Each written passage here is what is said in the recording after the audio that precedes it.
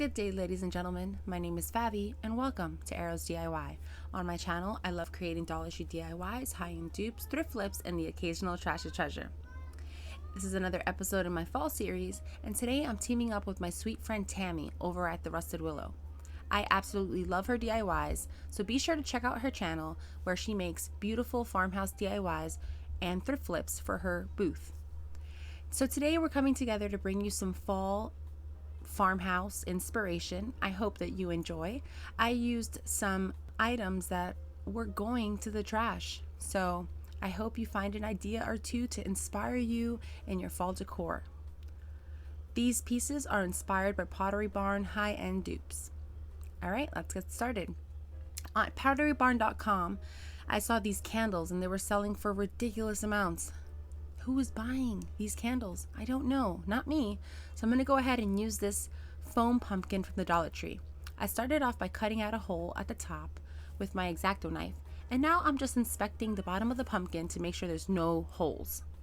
I'm going to take all of the candles I had left over. These are Dollar Tree candles, nothing fancy, and I just chopped them up on a cutting board. I chopped up about 4 candles.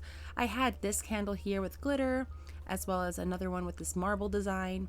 So I just boiled it down. So once it was nice and melted, I carefully, yeah, right, I poured it into this foam pumpkin, and okay, it was kind of a disaster, but don't worry, just stick with me here.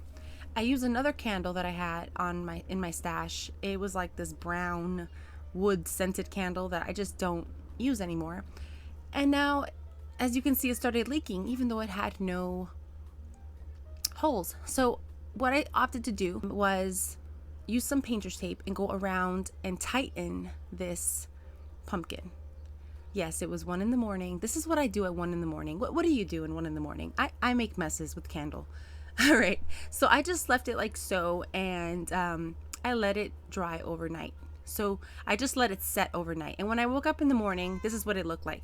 I strongly recommend doing this over a brown paper bag because it's very easy to get it off. And this is what it looked like. I did want to crack off that excess candle wax that kind of dripped over the side, and it was just so thick it was really hard to get off. So I just used a scissor, compromised the structure so that I'm able to crack it off. And then I went off and I melted it again because nothing goes to waste.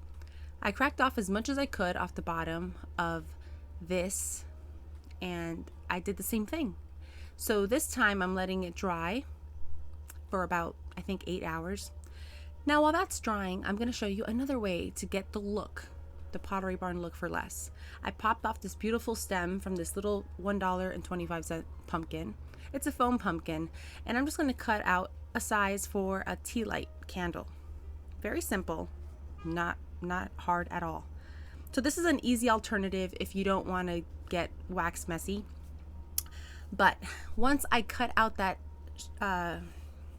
hole in the center, big enough to get a tea light in there, I used some white wax and I just rubbed it.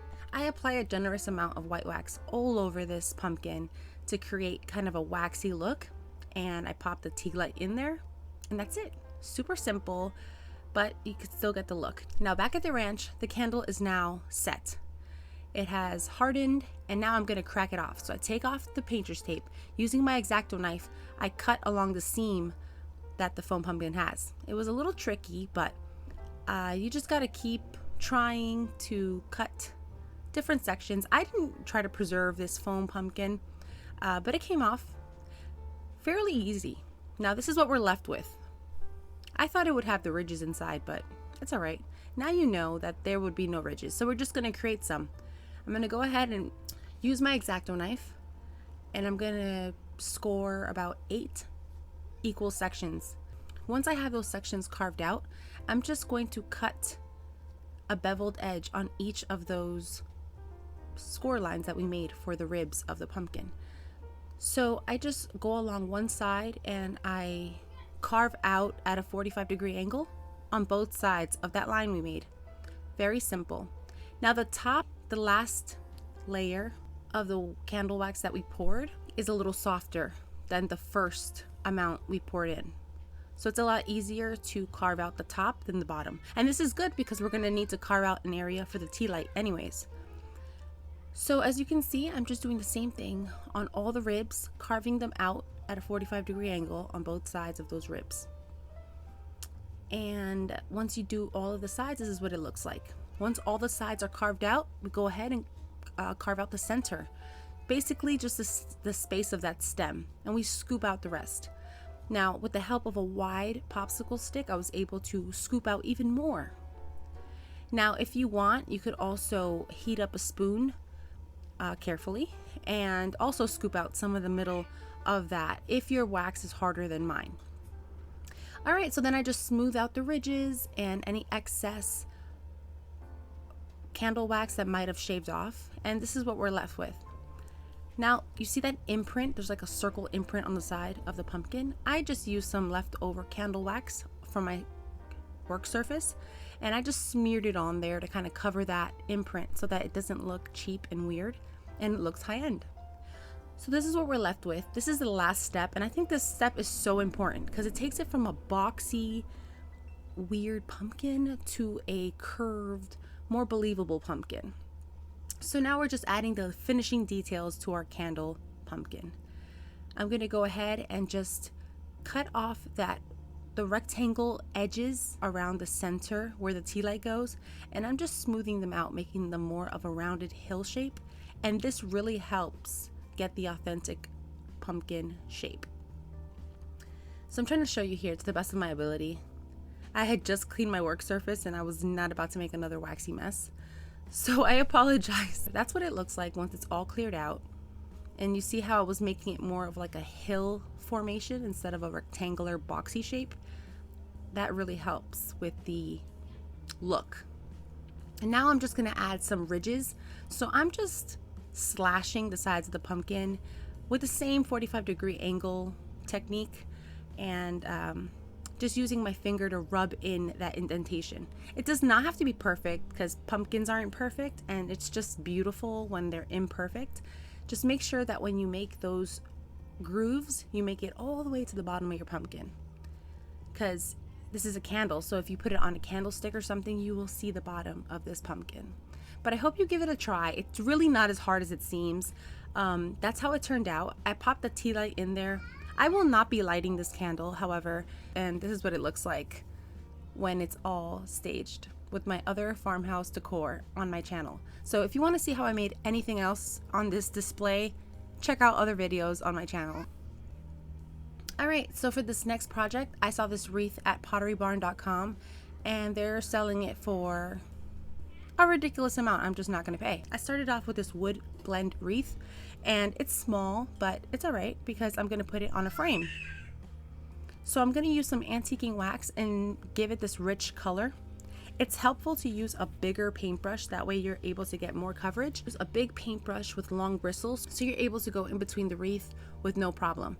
Now, to soften up the color after it's all full of antiquing wax, I go in with a paintbrush and some water, and I just take off some antiquing wax around just to add dimension to the color of the wreath. This is totally unnecessary. I'm just extra like that. So now I'm gonna take all of the stems, all of the leftover flower picks from my floral picks, you know, the part that people usually throw away. I'm gonna show you here how to use them for a project, because I'm sure all of us that love decorating our homes have a ton of these after we finish our projects. We use our florals, we use our leaves, and we have these floral picks just hanging around. So I took a variety. It's helpful for this specific fall wreath to have brown ones, but if you have green ones, it's totally fine. You could spray paint them outside or something. I don't have access to spray paint, so I always hand paint, but you know, you could spray paint them. It'll be totally easier for you. So I use all the picks, and I'm just bending them here. I also keep the ones that are like cut really short, because that's where I'm gonna adhere my pumpkins in a little bit. So this is my specialty pick. Yes, this is the bittersweet pick from Dollar Tree, and I just thought it was so beautiful. Once I removed all of those little florals and little berries, it just had the most whimsical, beautiful look. So keep your eye out for this bittersweet pick at Dollar Tree. It's just so beautiful. Even the brown color on it really has a beautiful fall effect. So that's going to be my specialty pick. All right, so now I have these 3 mini pumpkins. They're the ones that come on the picks. So my toddler decided to take a bite out of the pumpkin, and I guess he realized it was not a real pumpkin. But anyways, I'm going to use them. You know, in this home, nothing goes to waste. If you're new around here, welcome. My name is Favi. I'm a crafty mother of 5, and I love making home decor on my spare time. Please subscribe. If you're coming over from Tammie's channel, I would love to meet you. Say hi in the comments below, because I really do love talking to you guys. So as you can see there, I painted the stem in that silver color just to match the inspiration. And now I'm giving them a nice coat of sheepskin paint. Once that was done, I didn't want the colors of these maple leaves to be so prominent. I wanted to soften them up, so I took some of that same sheepskin chalk paint and I watered it down, and I just gave these nice whitewash in this watered down paint, and I feel like it gives it such a beautiful high-end look. Obviously you can keep your leaves any color you want. I just really wanted to soften them up so that they're closer to the inspiration picture, and I do think they look really high-end. This is very easy to do. You could do this with any white paint, even the white paint at Dollar Tree. So I go ahead, as you can see, I'm making such a mess. I know all the DIYs in this video are kind of messy. All right, so now we're ready to assemble it. Everything is nice and dry. So I go ahead and I'm going to add some Spanish moss to the wreath, and I'm going to start off with little bits at a time. We just want to add some more texture to the wreath. It helps give it more of that whimsical fall vibe. It's also going to help us fill in the empty spots of the wreath, and it's easier to do this before you put the floral picks on. After I add all of these Spanish moss, I'm also going to go in and put some of this pipberry garland. When you put it on, you want to put it on loosely so that you are able to see it after you put on the picks. Also, at this point, I would have added the lights. So I want the title of the wreath in the Pottery Barn inspiration is Lighted Wreath. So it was an afterthought, and I just started adding on these picks, as you can see, but it would have been so much more helpful to add the added fairy lights. Sorry.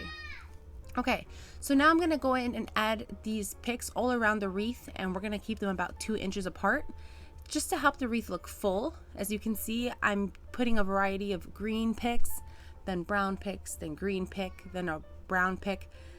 But really, it doesn't really matter, depending on the look of your wreath. And if you spray paint yours, it won't even matter. But I had to hand paint them, and I just thought that it would help add some variety and some continuity to the wreath doing it this way.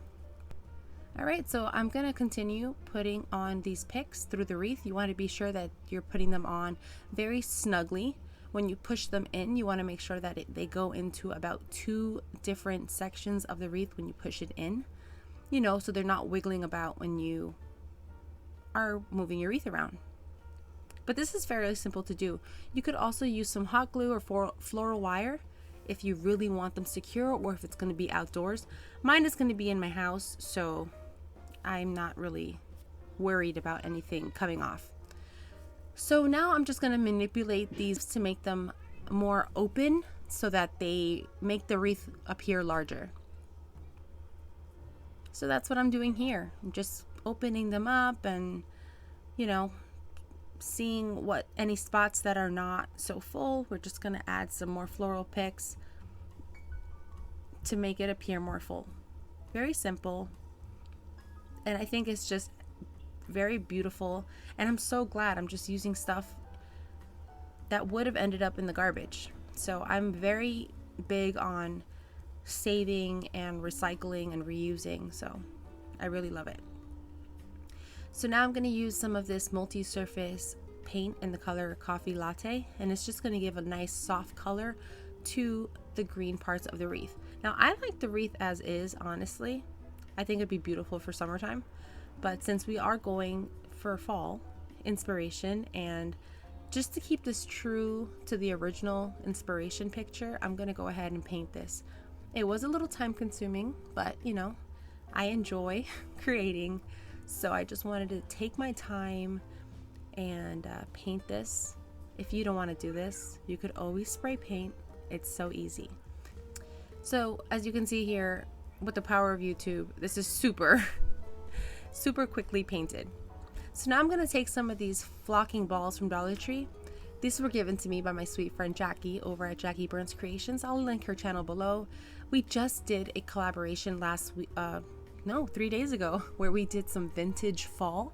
So I'll link that video right here if you guys want to check out that vintage fall. I'll also link it in the description box, but don't forget to check out Tammie's channel, please, because you will not be disappointed. So here I'm taking some of that same cafe latte color and I'm just dabbing it, kind of like pouncing the paint on this. And now I'm going to put in some antiquing wax, just a little tiny bit of antiquing wax on this small brush, pouncing it just like before to give it more texture and dimension and to give it fall vibes.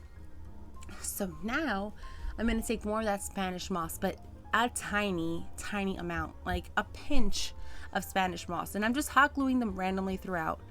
At the end of these picks, it's just going to help make them look more expensive and hide the fact that these are just empty floral picks. So I really like the effect that this little tiny bit of Spanish moss gives. I feel like Spanish moss makes any project look very high-end. So when you're at Dollar Tree, grab at least a bag. If you ever see Spanish moss, grab it, because I cannot always find it at my Dollar Tree. Now once these whitewashed leaves are dry, I'm going to go in and kind of cut the end of the leaf so that they are a perfect length to go into our wreath. It also separates them because they come in bunches of 2. So I'm just going to hot glue like so. I did speed this up because I appreciate your time. Thank you so much for being here. I really appreciate every single one of you and all of your support. Without you, I would not have a YouTube channel. So I'm just so grateful for you. Thank you for clicking on my video. I'm sorry if you hear my kids. They are always here. So I'm going to go ahead and hot glue all of these in a cascading motion along the side of the wreath. And it's helpful to look at your inspiration picture as you're putting in your florals so that you're able to maximize your leaves. So what I mean is, I am trying to space out my leaves about 2 inches apart from each other, making sure they're open and that you can see the full leaf. So if it gets kind of tangled in between the twigs, I'm sorry, one second. So once I put the leaves on the right side of the wreath, I'm going to go ahead and put the leaves on the underside of the wreath. So I start off by putting 3 of them kind of downward, pointing downward. Now I'm going to add some to the left side of the wreath, making sure that the stem has enough hot glue and that it's pushed in.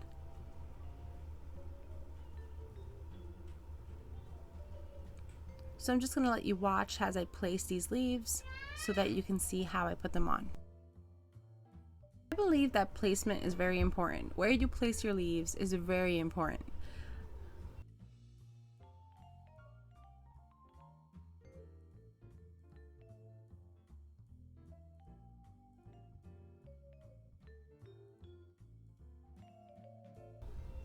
So now I'm going to go in and add some of these flocking balls, and I just attach them to the end of the floral picks.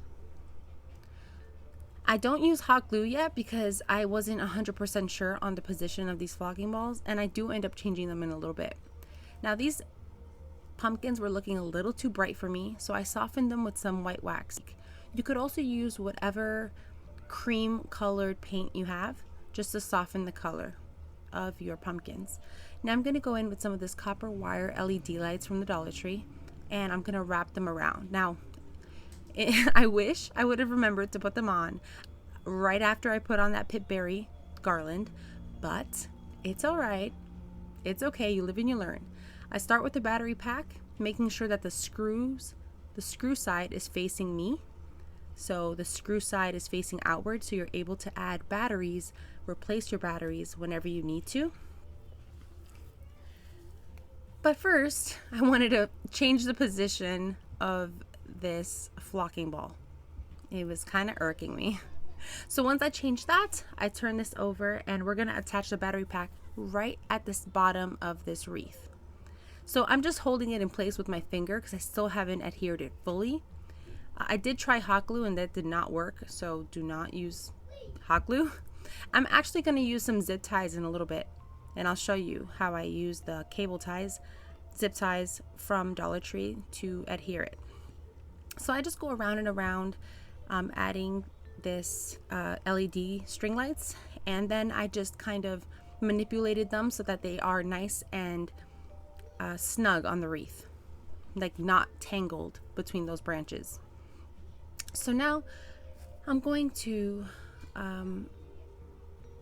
find a spot for this last flocking ball, and I just decided to put it on the inside of the wreath. So I took one of the branches in the back and I folded it over, going the opposite direction, and then I just added on the flocking ball, and then I pinched it really well to bend it so that it kind of folds over on itself. And then I added some hot glue. Now be very careful because I totally burned myself doing this, so I would suggest maybe using some floral wire or something to keep it in place. But yeah, I used hot glue and it hurt. So please be careful. So that's what I did for that flocking ball. And I like how random it looks. So then I just went ahead and secured that flocking ball in place. Now this is the battery pack. I just took some zip ties, 2 zip ties about 2 inches apart, and I used my scissors to manipulate it through the blend wreath, and I wanted to make sure they were far enough so that and loose enough so I'm able to slide the battery pack in and out. So they're tight enough to hold the battery pack in place, but loose enough that I can slide it out if I need to. And that's how we're looking. I adjust all the branches and any flocking balls to my liking. Now we're going to use the last floral pick, and we're just going to use this berry in this cream color. All of my florals are from Dollar Tree. Everything on this wreath is from Dollar Tree, so this is definitely a Dollar Tree DIY, but it definitely looks a lot high-end, a lot more high-end. I love making high-end looking DIYs with Dollar Tree supplies, so subscribe if you like that kind of stuff. All right, so now I'm just adding this berry pick. I think I use about 3 pieces, and I just put them underneath the pumpkins as well as on the right side of the wreath. I also secure that leaf to the berry pick so that the leaf stays nice and open. But let me know what you think about this wreath. I think it's beautiful, especially using things you would have just thrown in the garbage. Here's Pottery Barn's version of the wreath, and here's mine. You gotta let me know in the comments below what you think about this one. Here is that pumpkin candle with a tea light in it. It's not real fire, so just keep that in mind. I will never light that candle. And here's the other candle we made with the foam pumpkin. So let me know in the comments below what you think about these DIYs. They were so much fun to make. Here they are staged with all of my fall creations on my channel. Please check out my other videos if you'd like to see how I made them. As always, friends, thank you so much for watching. Please like and share this video if you can. It really helps me out. A special thank you to Tammie over at the Rusted Willow. Please check out her video and her channel, and I'll leave it linked below. Take care. God bless. I'll catch you on the next one. Bye. If you like this video, here's another one you might enjoy.